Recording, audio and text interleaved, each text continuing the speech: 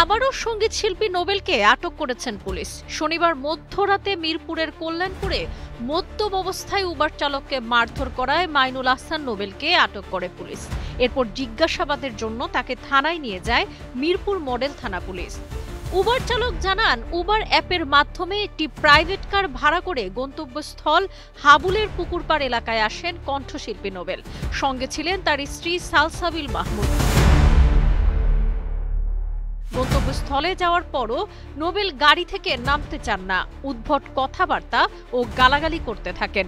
এভাবে তারা দুজন তর্কে জড়ালে এক পর্যায়ে নোবেল উত্তেজিত হয়ে ড্রাইভার আকবর হোসেনকে মারধর করেন।